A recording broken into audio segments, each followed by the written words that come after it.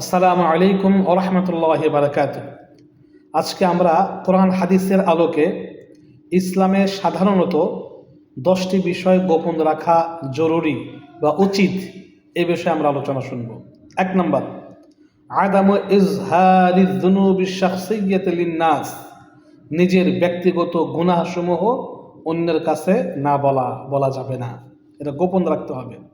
2 নম্বর, আদামু যিকরি যুনুবিন নাসি ওয়া উয়ুবিহিম আফিত তাজাসসুসি আলাইহিম, অন্যের গুনাহ ও দোষ ত্রুটি না বলা ও তালাশ না করা।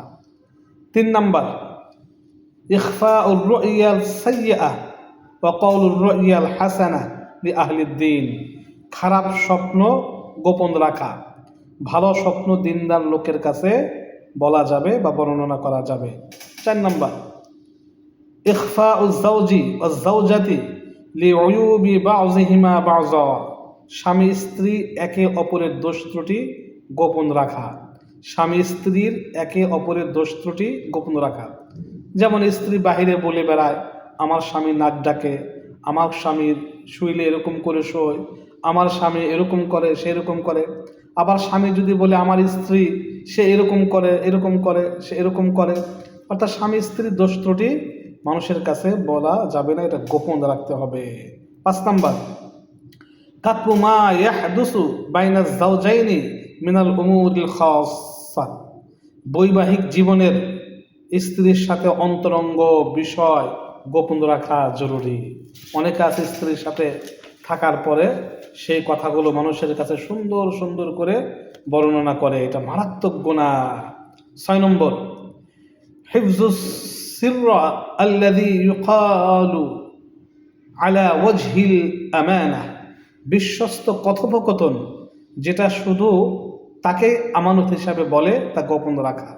যে বলে ভাই কথাটা আমানত, কাউকে বলবেন না, এই কথাটা কাউকে বলা যাবে না, আমানত রাখতে হবে।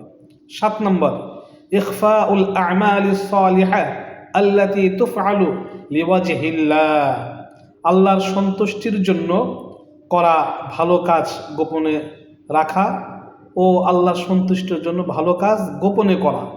8 নম্বর, ইখফাউন নিআমি কার রিজকি ওয়াল মালি ওয়াস সিহহাতি মাখাফাতাল আইন, উত্তম রিজিক, ধন সম্পদ, সুস্বাস্থ্য এগুলো আপনার কাছে থাকলে গোপন রাখা, কেননা বদনজর বা চোখ লাগা বা মুখ লাগা সত্য, বদনজর সত্য। 9 নম্বর, ইখফাউ মা ইয়ামুসসুল হাজাতা ওয়াল ফাকর, নিজের অভাব অনটনের কথা গোপন রাখা। 10 নম্বর, ইখফাউর রুইয়া রাসূলিল্লাহ সাল্লাল্লাহু আলাইহি ওয়াসাল্লাম ওয়ালা তুযাউ বাইনান নাস, মহানবী সাল্লাল্লাহু আলাইহি ওয়াসাল্লামকে স্বপ্ন দেখলে তা সবার কাছে না বলা, এটা গোপন রাখা, কারণ এটা অনেক নিয়ামতের বিষয়।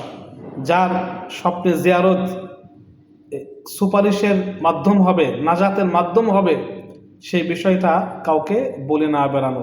আবার অহংকার না করা, আমি আল্লাহ রাসূলকে স্বপ্নে দেখেছি, এইভাবে বলে না বেড়ানো। এই 10টি বিষয় অবশ্যই আমাদের গোপন রাখা উচিত, গোপন করা উচিত। আল্লাহ পাক রব্বুল আলামিন আমাদের সবাইকে তৌফিক দান করুক, আমিন।